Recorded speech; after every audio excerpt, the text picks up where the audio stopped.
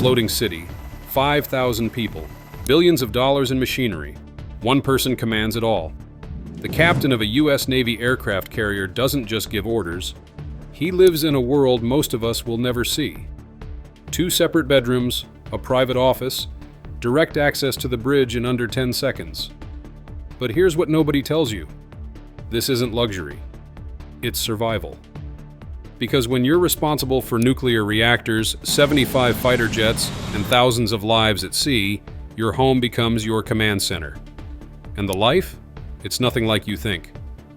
Aircraft carriers are the most powerful weapons ever built. They project American strength across every ocean on Earth. But at the heart of these massive machines sits one person, the captain. Not just any officer. The captain must be a naval aviator with decades of experience. He's earned his way to the top through years of flying combat missions, commanding smaller ships, and proving he can handle the impossible. Today, we're pulling back the curtain on how these commanders actually live aboard these floating fortresses. Their quarters, their daily routines, their salaries, the challenges they face, and why their lifestyle is designed around one single goal: being ready for anything, anytime. If you've ever wondered what it takes to command the most advanced warship on the planet, drop a comment below. Let us know your thoughts.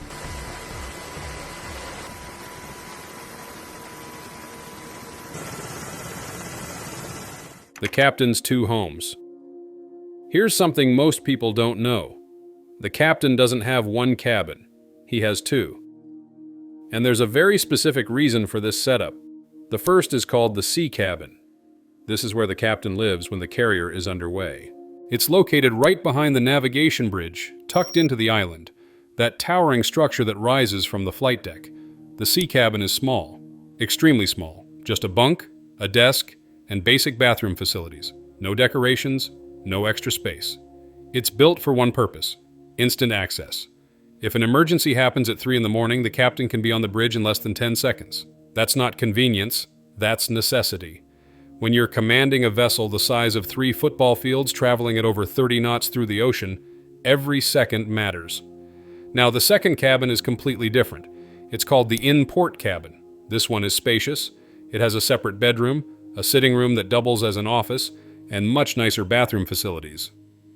This is where the captain conducts official business. He hosts visiting admirals, foreign dignitaries, and senior officers from other ships. The walls are decorated with naval memorabilia. On newer carriers like the USS Gerald R. Ford, these cabins include personal items connected to the ship's namesake. In Ford's case, items from President Gerald Ford's family. The in-port cabin is designed to reflect the prestige of command. It's where diplomacy happens, where strategy sessions take place, where the captain can actually spread out paperwork and plan operations without being interrupted every 5 minutes. But here's the catch. The captain rarely uses the in-port cabin when the ship is at sea. Even though it's more comfortable, he stays in that cramped sea cabin because proximity to the bridge is more important than comfort. That tells you everything you need to know about this job. It's not about luxury, it's about readiness. Compare that to the rest of the crew. Most sailors sleep in berthing compartments with stacked bunks, 8 to 12 people sharing one room. Officers get slightly better accommodations, usually 2 or 3 to a stateroom. But even then, space is tight. Everyone shares bathrooms. Personal storage is limited to a small locker and a bin.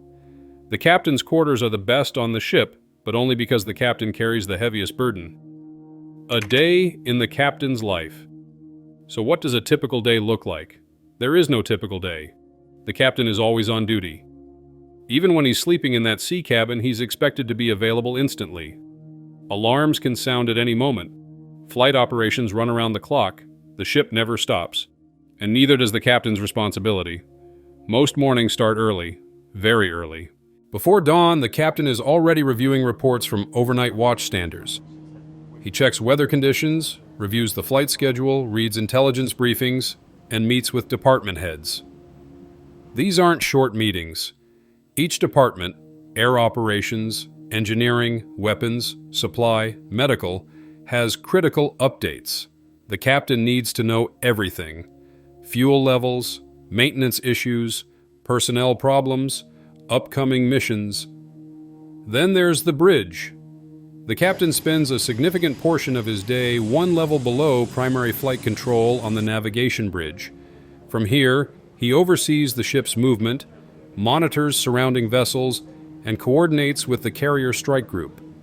He's not steering the ship himself, that's what the helmsman and officer of the deck do, but he makes every major decision about where the carrier goes and how fast it gets there. Flight operations are the most intense part of the day. Launching and recovering aircraft is one of the most dangerous activities in the military. Planes catapult off the deck at over 150 miles per hour. Pilots land on a moving runway in total darkness. One mistake can be catastrophic. The captain doesn't control individual launches, that's the air boss's job, but ultimate responsibility falls on him. If something goes wrong, it's his command, his accountability. Between flight operations, the captain deals with endless administrative tasks.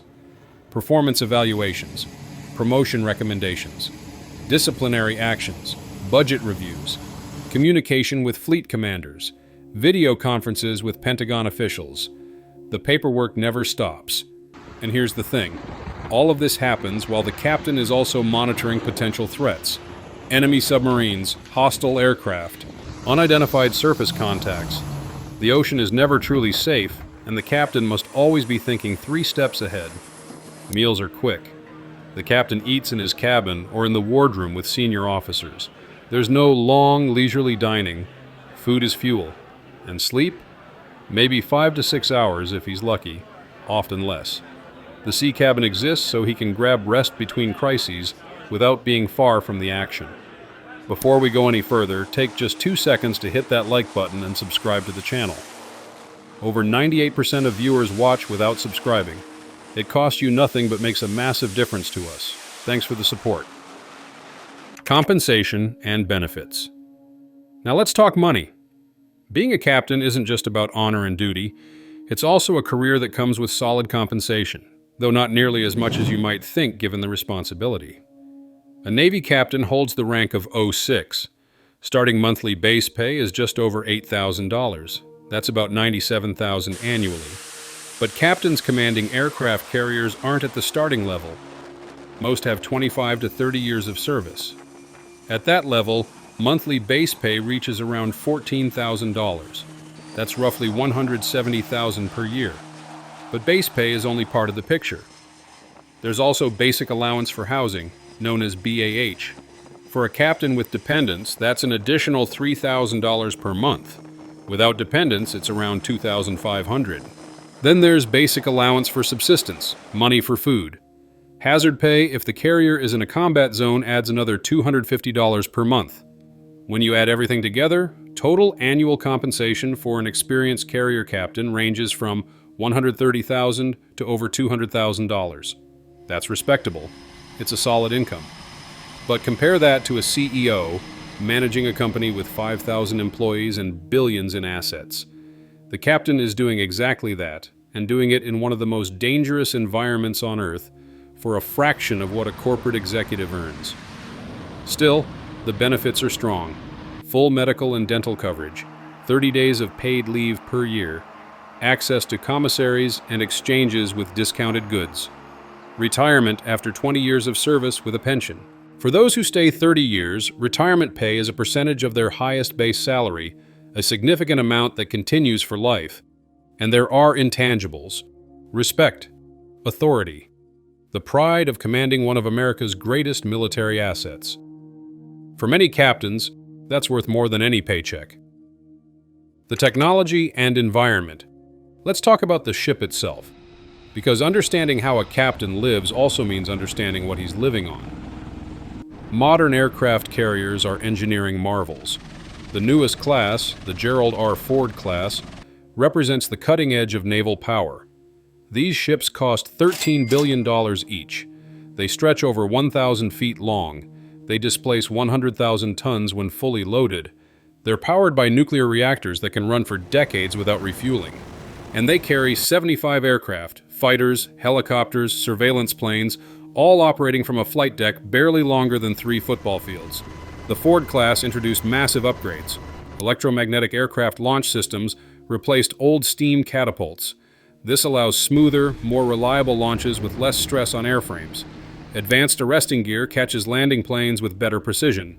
Automation reduced crew size by several hundred compared to older Nimitz-class carriers. The new A-1B nuclear reactor generates more power, allowing the ship to support advanced radar systems, directed energy weapons, and future technologies we haven't even deployed yet. Inside, the carrier is a maze. 11 levels below the flight deck, narrow passageways with hatches every few feet, steep ladders connecting decks. Everything is steel. The temperature varies wildly depending on where you are. Near the reactors, it's sweltering. Near the exterior hull, it can be freezing. Noise is constant. Machinery humming, boots clanking on metal, announcements over the intercom, jet engines roaring overhead. The captain's quarters are relatively quiet, but he still hears everything. The ship is alive. It groans and creaks. You feel the motion of the ocean. During storms, even a carrier this size rolls and pitches. The captain learns to sleep through it. He has to. And then there's the human element. 5,000 people crammed into this floating city. They work, eat, sleep, and live in tight quarters for months at a time. Deployment cycles last 6 to 9 months. No port visits for weeks. Limited internet, no cell phones at sea, it's isolating, and the captain feels that isolation most of all. He's the ultimate authority, which means he's also the most alone. Every decision falls on his shoulders. There's no one to share that burden with. Requirements and path to command. So how does someone become a carrier captain? It's not quick. It's not easy. And only a tiny fraction of naval officers ever reach this level. First, the candidate must be a naval aviator. That means flight school after commissioning, years flying jets off carrier decks, combat deployments, hundreds of carrier landings, one of the most dangerous skills in aviation.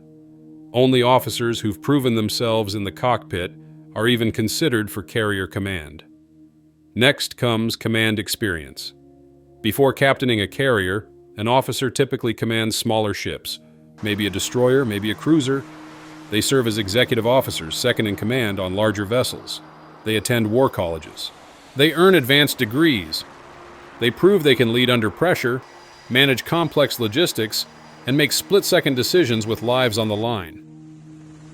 By the time an officer is selected for carrier command, they're usually in their mid to late 40s or early 50s. They've spent 25 to 30 years in uniform.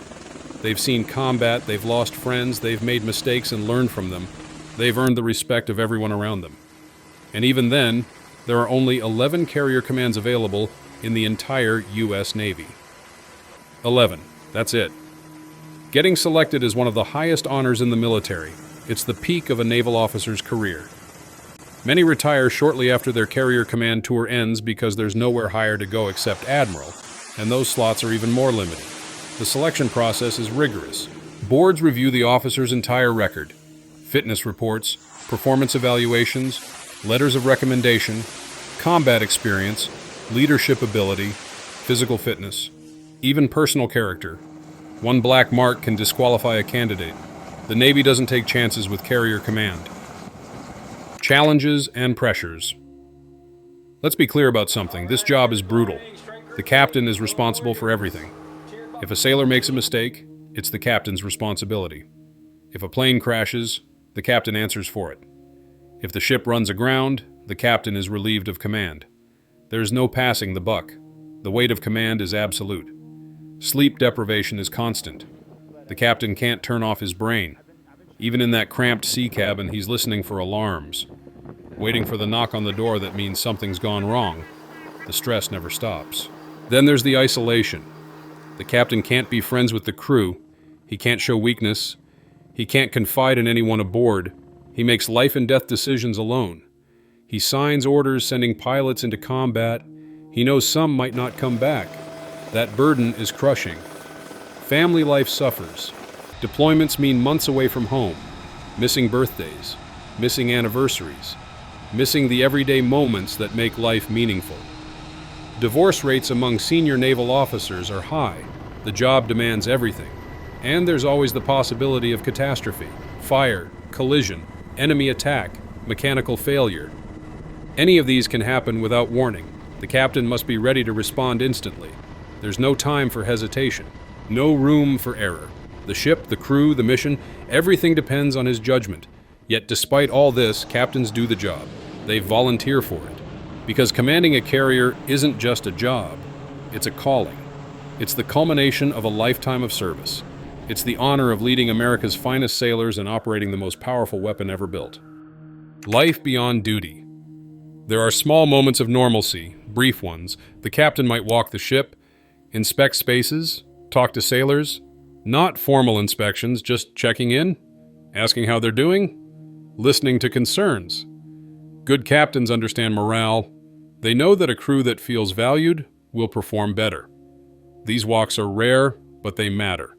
Sometimes the captain watches flight operations from Vulture's Row, an observation deck overlooking the flight deck, just for a few minutes, watching jets launch into the sky, seeing the controlled chaos of the deck crew, remembering why he fell in love with naval aviation in the first place. There's also paperwork time. Yes, even that can be a break. Sitting in the in-port cabin with a cup of coffee, reviewing reports, signing documents.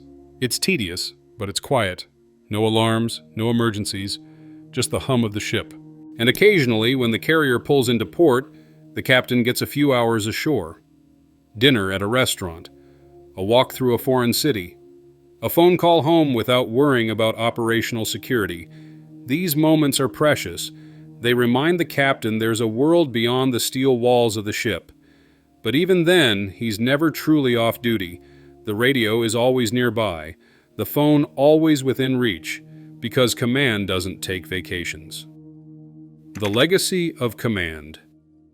Every captain leaves a mark on his ship. Some are remembered for their tactical brilliance, others for their leadership during crisis, some for the culture they built, making the crew feel like family. The best captains do all three. Sailors talk about their captains for years, decades even. They remember the captain who stayed on the bridge for 48 hours straight during a typhoon, the captain who personally visited every injured sailor after an accident, the captain who fought for his crew when higher command made unreasonable demands. These stories become part of the ship's legacy. They're passed down to new crew members. They set the standard. And when a captain's tour ends, usually after 2 to 3 years, there's a change of command ceremony. The old captain hands over authority to the new one. It's emotional. The outgoing captain has poured everything into the ship and crew. He's leaving behind a piece of himself. Many captains say the day they leave their carrier is one of the hardest of their lives. Harder than any combat mission. Harder than any emergency. Because for a brief time, that ship was theirs. That crew was theirs. And now they're walking away. But the Navy keeps moving. The new captain takes the helm. The mission continues. Because no single person is bigger than the institution. That's the military way. Commanding an aircraft carrier is the pinnacle of a naval career. It's a life of sacrifice, responsibility, and relentless pressure.